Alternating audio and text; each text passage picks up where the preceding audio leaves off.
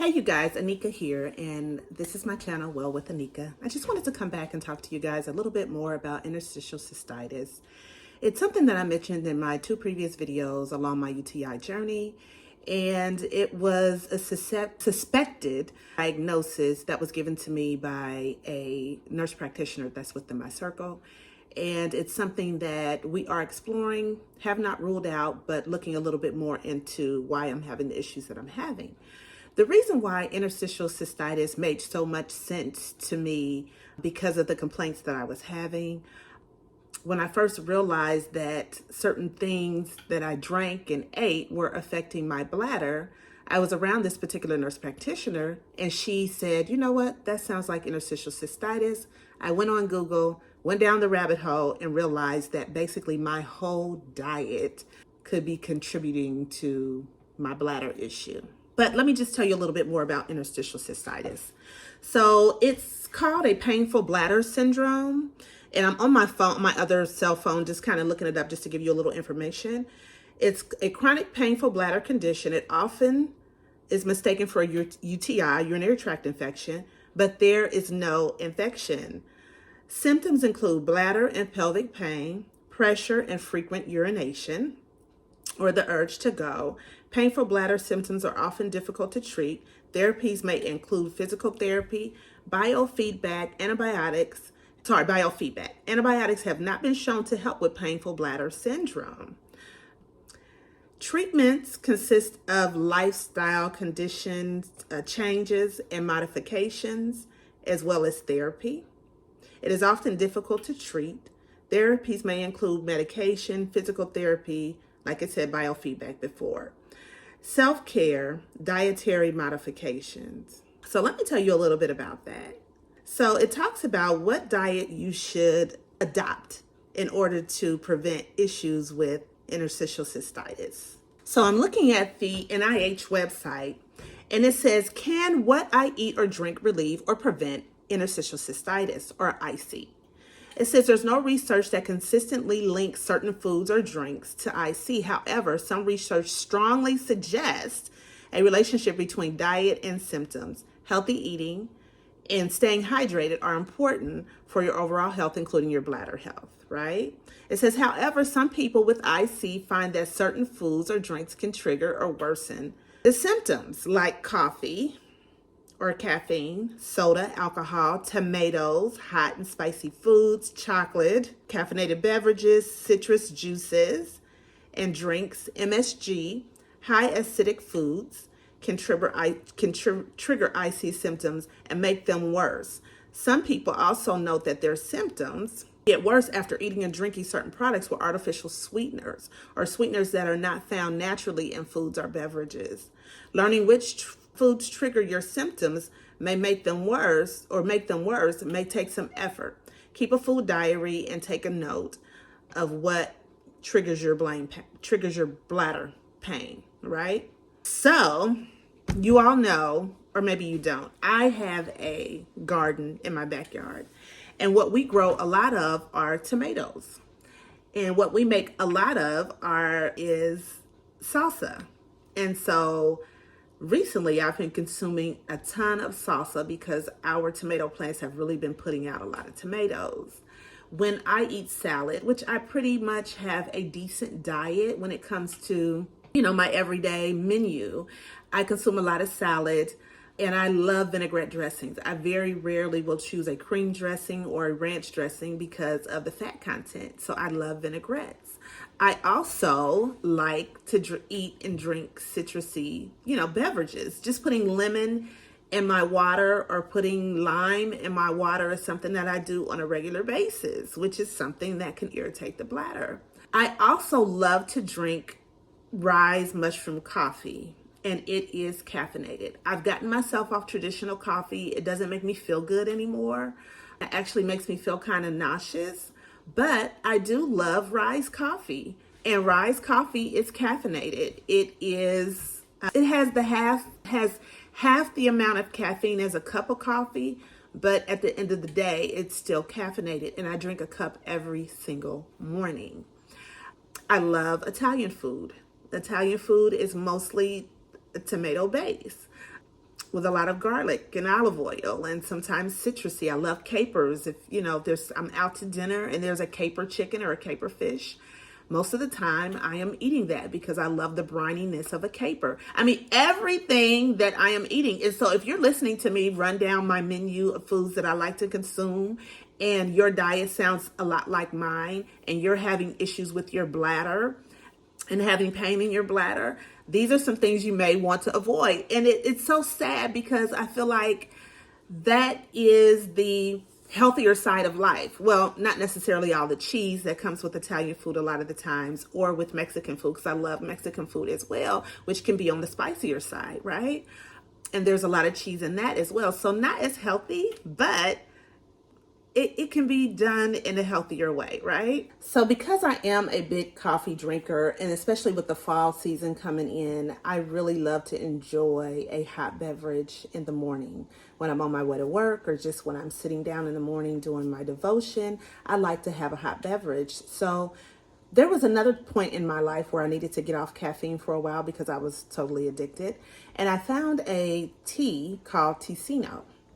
And I'll just show you what that looks like. I'm right here by my cabinet. Okay, so Ticino is a chicory root tea.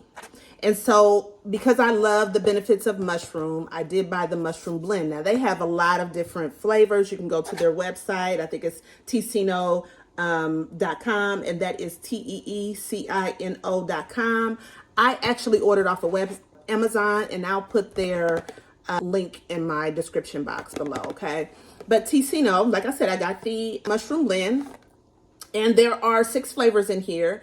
There is one that is called Tremala Tulsi, and it is a chicory root with tulsi leaves, and it also has a dandelion root, and it also has cardamom seeds and natural cardamom flavor.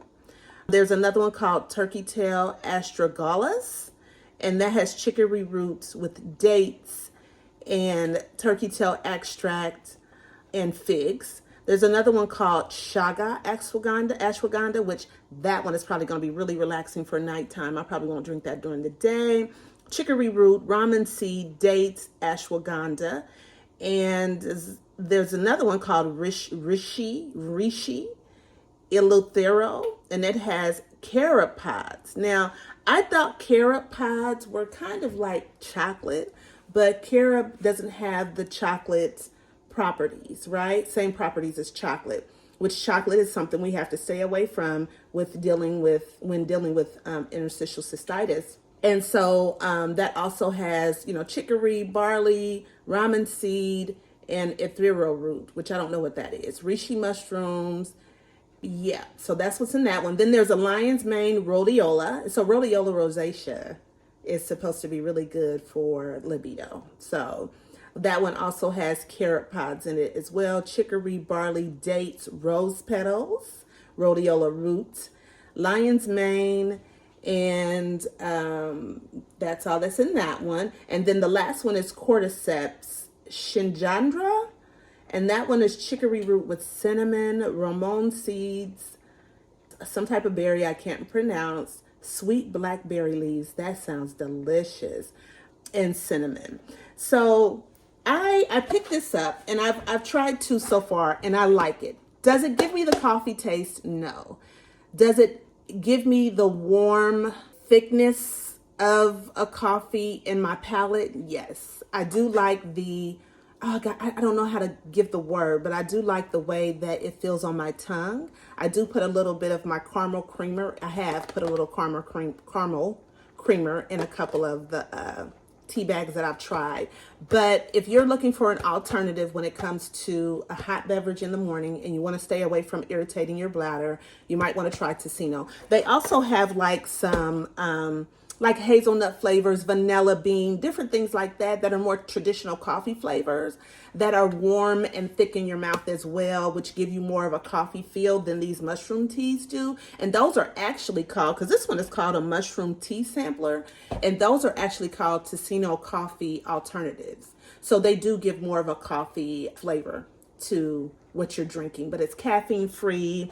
A lot of the times it says it's probiotic, and I think the other ones are too. Like these are probiotic as well. 100% caffeine free, natural energy boost from nutrients, not stimulants, acid free to help restore an alkaline balance. And so what I'm learning about interstitial cystitis is that the acid from the foods that you consume are actually irritating the bladder. And so by this being more alkaline, it's going to help to calm and suppress the acidity in the bladder is what I'm thinking. It has heart healthy potassium for optimal performance, prebiotic, inulin, which is a soluble fiber in chicory root. It supports gut health to improve digestion, elimination, and immune support. I haven't experienced like diarrhea or anything like that with these particular coffee or tea, a mushroom tea sampler or coffee alternatives, but I do like the thought of having something to help with my gut health. So that's a great alternative. I am actually on the hunt for other alternatives for different things that I like, and it's been very hard because, like I said, I am a vinegar girl. I'm a citrus girl. I love oranges. I love lemon, putting lemon in my water and my tea. I just love, the citrusy flavor, and I love tomatoes. So to not be able to eat and consume some of those items is going to be, kind of challenging, but I'm up for the challenge. So over the last week, maybe about over the last 5 days, I have completely stayed away from any of those items. I may have had chocolate once, but I have stayed away from a lot of the things that were on the list that talked about irritating the bladder and flaring up interstitial cystitis in the bladder.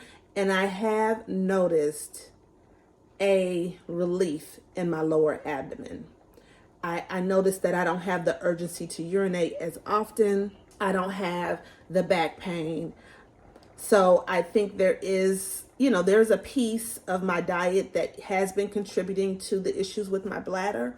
But I like the fact that my urologist is willing to dive a little deeper to rule out other things before she labels me with this particular disease or infection or disorder, whatever it's classified as. So I do appreciate that. If you have any, information on interstitial cystitis, have you been living with this? Is this something that you're dealing with or that you suspect could be a problem for you? I would love to hear from you in the comments below. I mean, this is something brand new to me. And when I, am approached with something brand new going on in my body, I like to combat it as naturally as possible without doing a whole lot of medication.